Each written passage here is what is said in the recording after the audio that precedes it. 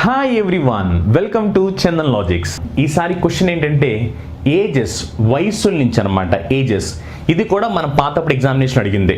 వయస్సులు అన్న కాన్సెప్ట్ని ఆన్సర్ చూస్తే పెట్టవచ్చు, చూసి చేయాల్సిన అవసరం కూడా లేదు. చూద్దాం ఒకసారి.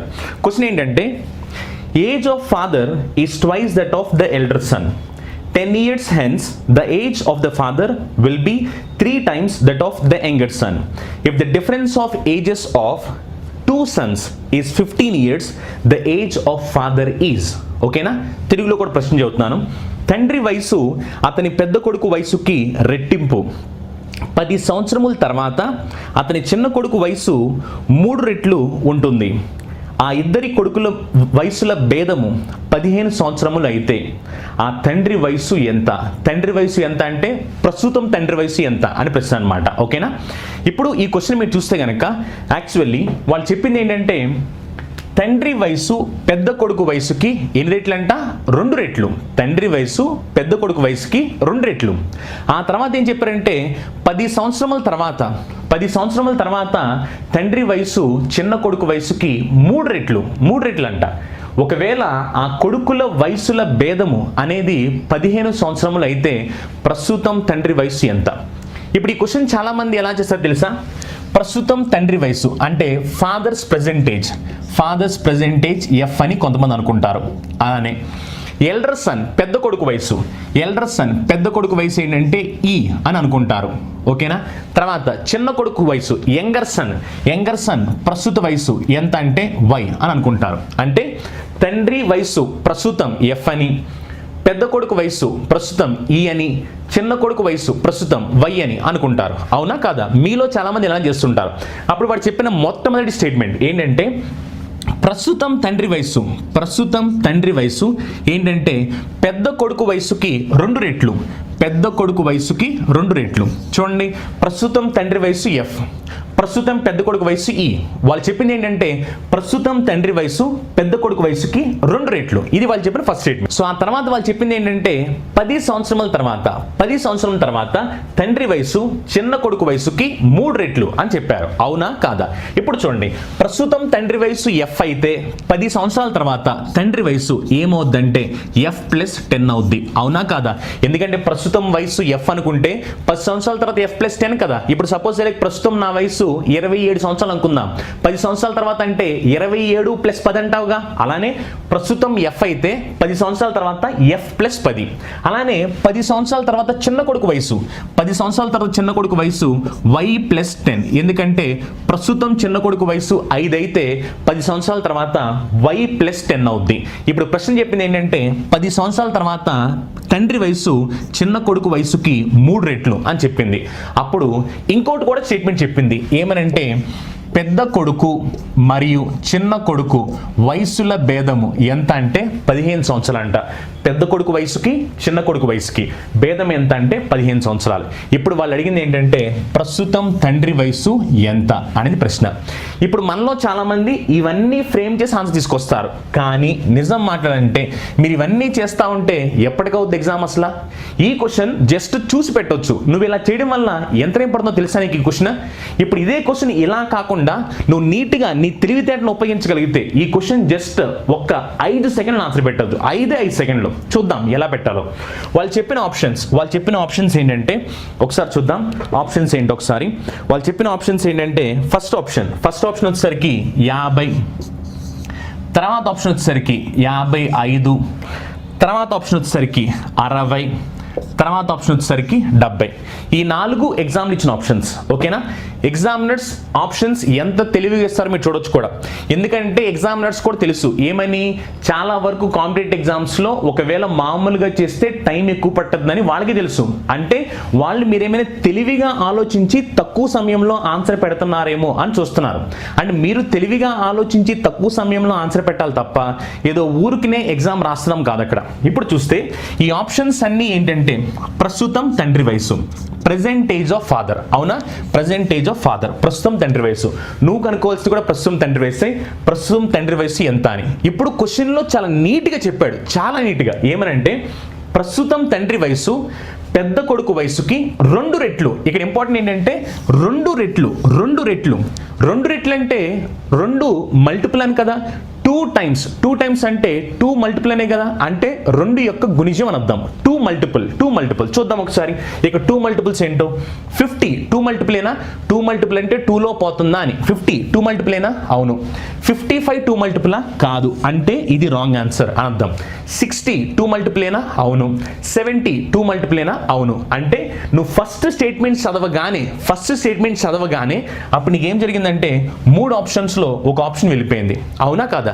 నెక్స్ట్ ఇంకో స్టేట్మెంట్ ఉంది. అదేంటి? 10 సంవత్సరముల తర్వాత తండ్రి వయసు చిన్న కొడుకు వయసుకి 3 రెట్లు. ఎన్ని రెట్లు? 3 రెట్లు. 3 రెట్లు అంటే 3 యొక్క గుణిజం అర్థం అక్కడ. అవునా కాదా? ఎప్పుడు? 10 సంవత్సరాల తర్వాత, ప్రస్తుతం కాదు. 10 సంవత్సరాల తర్వాత 3 రెట్లు. చూద్దాం ఒకసారి. ప్రస్తుతం వయసు తెలుసు కాబట్టి 10 సంవత్సరాల తర్వాత వయసు కూడా చెప్పొచ్చు. ఎందుకంటే ప్రస్తుతం వయసు తెలిసినప్పుడు 10 సంవత్సరాల తర్వాత ఎంత అంటే 10 కలిపితే చాలుగా. అందుకని చూద్దాం. 50కి 10 కలిపితే 60. అవునా? 60 3 యొక్క గుణిజమేనా? ఈ 60 మల్టిపుల్ ఆఫ్ 3. ఎస్, అంటే 60 మల్టిపుల్ ఆఫ్ 3 కాబట్టి 50 అనేది రెండింటిని సాటిస్ఫై చేసింది. అవునా? ఇప్పుడు నెక్స్ట్ ఇది కూడా చూద్దాం. 60 కాబట్టి 60 + 10 70. 70 3 యొక్క గుణిజమా? 73లో పోతుందా? పోవట్లా, అంటే తప్పు ఆన్సర్. అవునా? నెక్స్ట్ 10 years తర్వాత 70 + 10 80. 80 3 యొక్క గుణిజమా? 3లో పోతుందా? పోవట్లా, అంటే ఇది కూడా రాంగ్ ఆన్సర్. అంటే చాలా నీట్గా ఏమని చెప్పొచ్చు అంటే 50 years అని చెప్పొచ్చు. అంటే ప్రస్తుతం తండ్రి వయసు ఎంత అంటే 50 సంవత్సరాలు అని చాలా నీట్గా చెప్పొచ్చు. ఇప్పుడు ఒకసారి మీరు చూస్తే కనుక ఇది నేను ఎక్స్ప్లెయిన్ చేశాను కాబట్టి 50కి 10 కలిపి 60, 60కి 10 కలిపి 70 ఇవన్నీ చూపిస్తున్నా. నేను ఎగ్జామినేషన్ రాస్తాను అనుకో, ఇవేం జరగవు అక్కడ.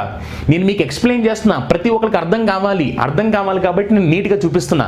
అదే ఒకవేళ ఎగ్జామినేషన్ రాస్తుంటే కనుక ఇవన్నీ చూపిరండి, డైరెక్ట్గా చూసామా ఏమని ప్రస్తుతం తండ్రి వయసు పెద్ద కొడుకు వయసుకి 2 రెట్లు అంటే 2 యొక్క గుణిజం ఎక్కడో చూస్తారు. 2 యొక్క గుణిజం కాదు కాబట్టి రాంగ్ ఆన్సర్. తర్వాత 10 సంవత్సరాల తర్వాత 3 యొక్క గుణిజం.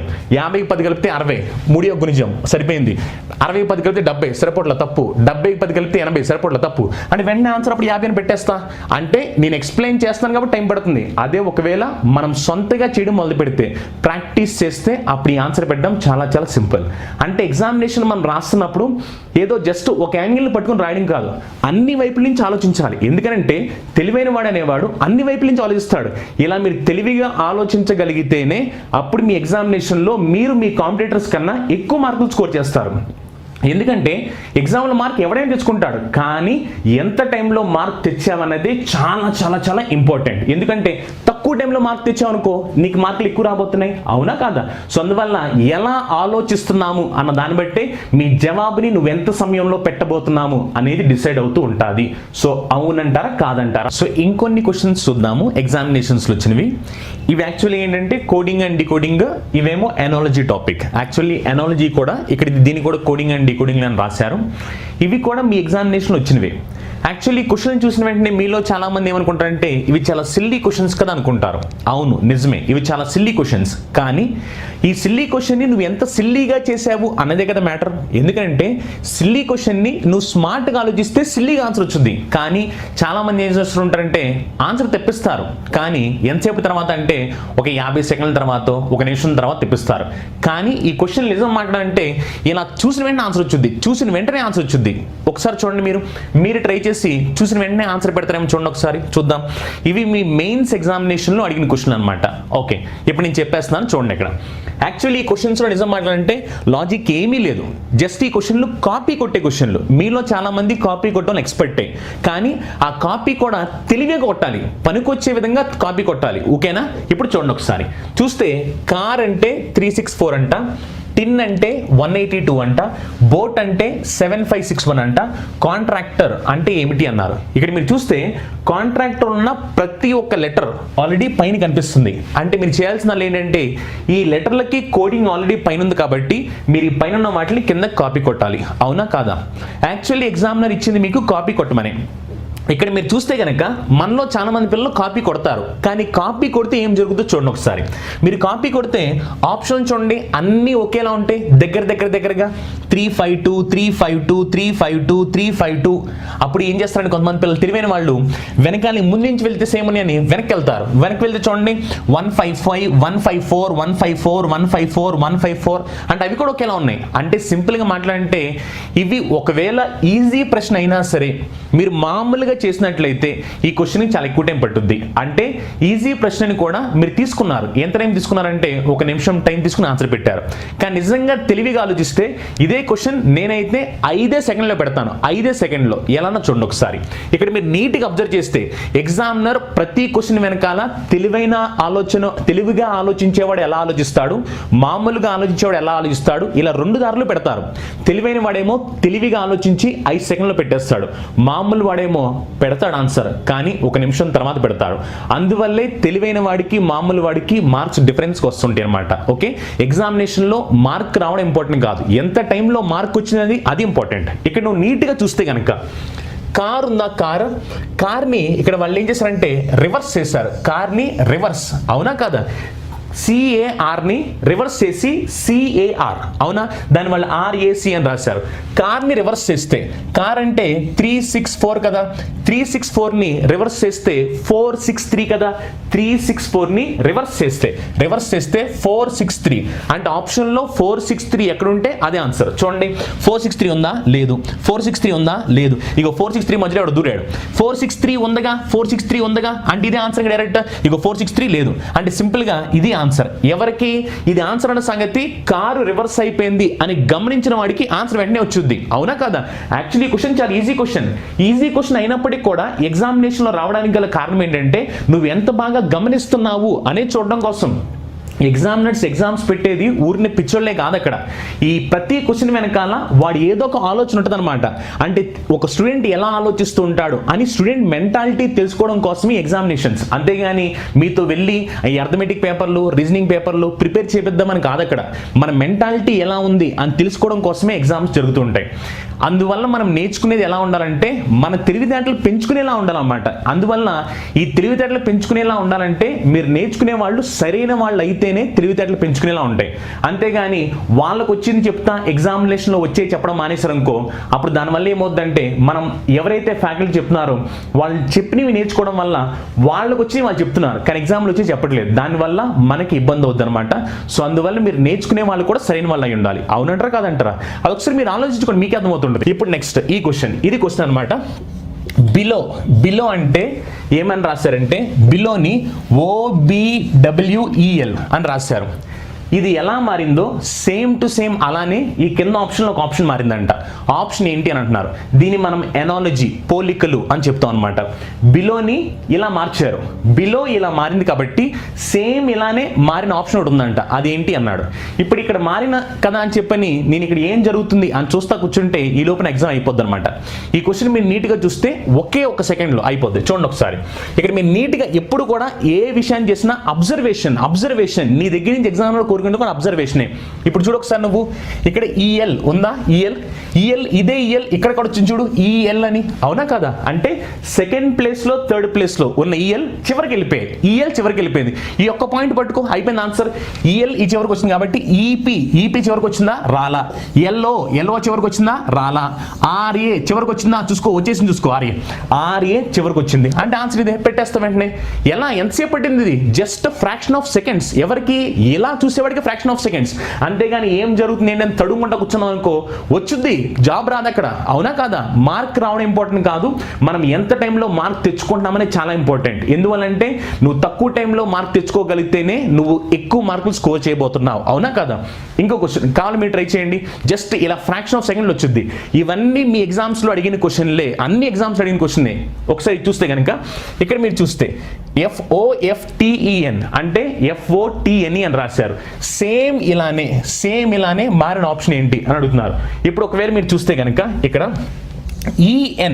ఈఎన్ కాస్త ఏమైందంటే NE అయింది, అవునా కదా? ఈఎన్ కాస్త NE అయింది. అది రివర్స్ అయింది కాబట్టి అలా రివర్స్ అయిన ఆప్షన్ ఏంటో చూద్దాం. RT కాస్త TR అవ్వలేదు.